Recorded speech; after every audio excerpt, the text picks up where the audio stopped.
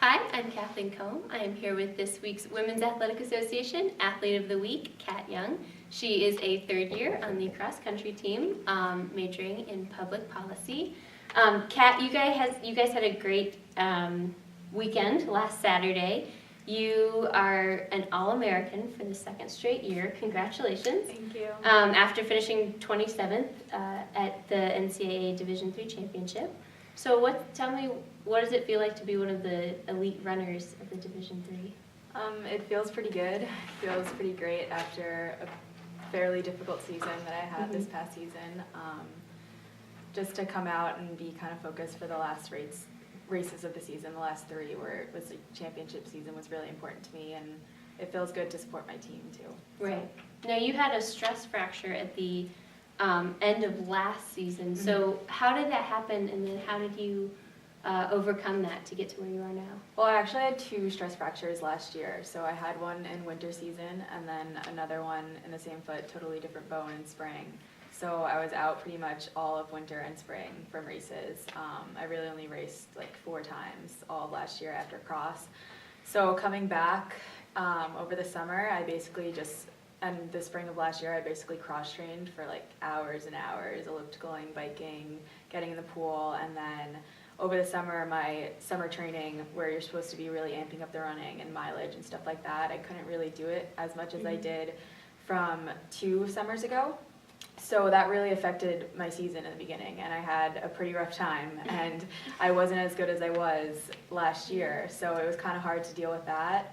Definitely difficult to kind of take a step back and be just a supporter on the team and not the front runner all the time.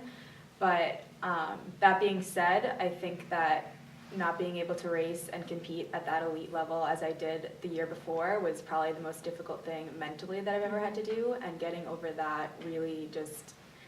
at the end of this season, I felt so mentally strong going into the national meet that I was totally fine, and I knew that I could do it. Right, it changes your perspective. Yeah, definitely.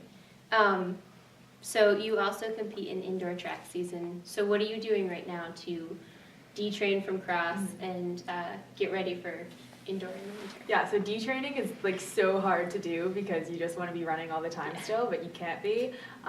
So this past week over break, over Thanksgiving, I've basically just been biking, laying off running completely, ellipticaling a lot. And I'm going to do that, I think, for another week or so. And then you get back into the workouts and the long runs and stuff like that. But for winter season, it's more speed work. So that's different for me. I'm not the best at short distances, but when you're running stuff like the mile and the 3K, you got to really work on your speed more. So it's short workouts on the new indoor track that we have, which will be nice. But I'm pretty excited for indoor track. So. All right, great. Well, congratulations. Thank you. Good luck in indoor season. The other Women's Athletic Association Athlete of the Week nominee was Melissa Bischoff from the women's swimming and diving team.